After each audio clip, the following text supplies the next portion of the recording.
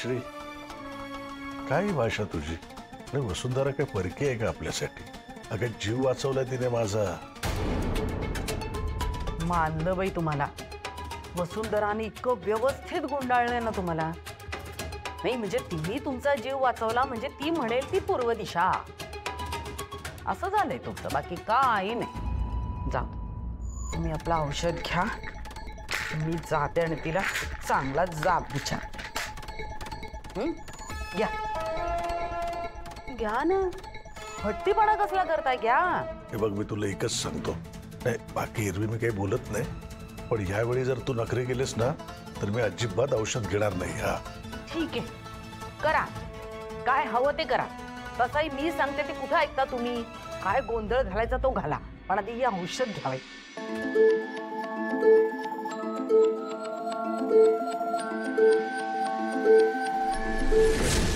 तुमचीच वाट बघत होतो. माधवराव, आता तब्येत कशी आहे तुमची? आहे बरी आता. या ना, या बसा, अजून थोडा वेळ आहे. काका, शार्दूलचा फोटो आणला ना तुम्ही?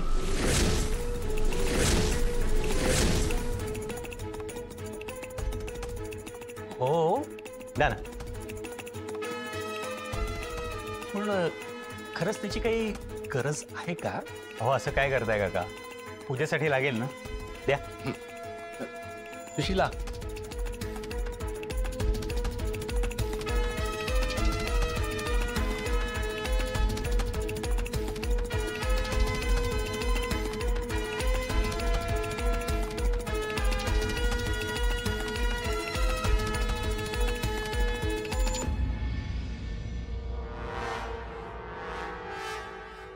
देताय ना?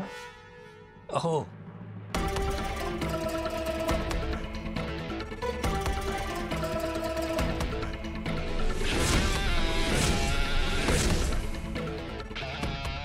एक मिनिट.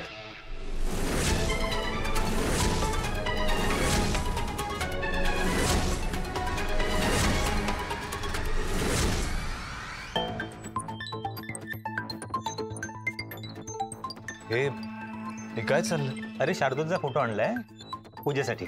नाही, याची काही गरज नाही. राहू दे. का रे?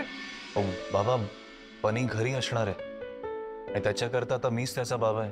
त्यांनी हा फोटो कधीच बघितला नाहीये. तर परत फोटो बघितल्यावर त्याच्या मनात काही प्रश्न येतील, तो कन्फ्यूज होईल. कशाला ना उगाच. काय होणार नाही रे. माधवराव, नाही आकाशरावांचं अगदी बरोबर आहे. कशाला ना फोटो, म्हणजे अहो बनींनी काही विचारायला नको, गोंधळ व्हायला नको. हे बरं आहे ना?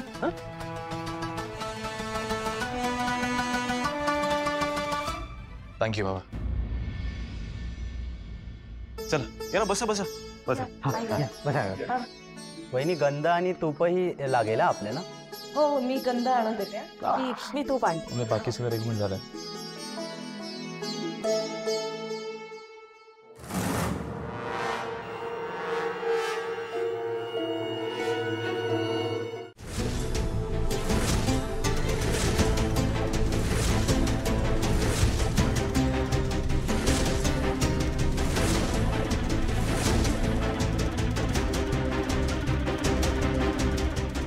तुम्ही सगळे विसरलात का? हिराला एलर्जी होती ना मोगऱ्याची.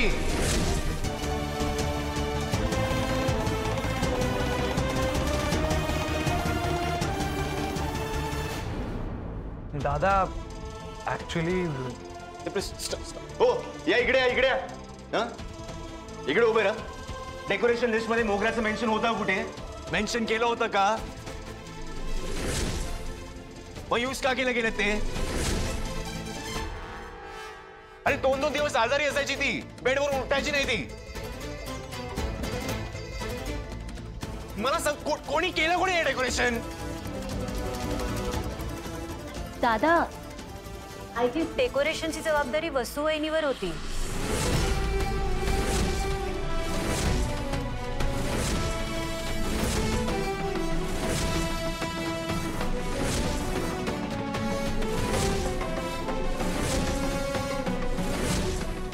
सॉरी, मला माहित नव्हतं. आकाश भाऊजी अहो ते चुकून झालं तिच्याकडून, मुद्दाम नाही केलं तिने.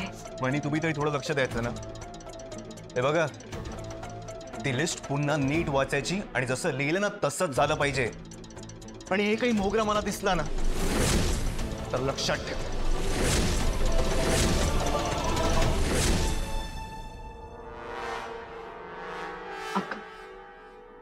आकाश, ही वसू ना एकही गोष्ट धड करत नाही. मलाच बघायला पाहिजे आता सगळं. का लगेच त्यांच्या मागे जाऊ नकोस. मग काही टेन्शन नाही, मग काही चुकूच शकत नाही. नाहीतर तो पण जर का वसू वहिनीने ठरवला असता, नाही म्हणजे आकाश दादालाच अजून त्रास झाला असता ना. बिचारा किती हळवा झालेला. खरं म्हणजे ना त्यांनी उगाच आपल्या अंगावर ओढून घेतलंय. कशाला दोन्ही श्राद्ध एकत्र करायची? म्हणजे कसं आपल्याला नीट इरा वहिनीवर फोकस करता आला असता. नाही तर काय, कोण कुठला तो वसुंधराचा नवरा? त्याच्या सख्ख्या मुलाने पण त्याला बघितलेलं नाही अजून. माझ्या फॅमिलीचा त्याचा संबंध काय? हे ना आकाशचं डोकं नाहीये.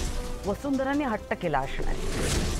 मला जर वेळीच कळलं असतं ना तर मी बरोबर तिला तिची जागा दाखवली असती. पण आमचे हे महान हो म्हणून बसले.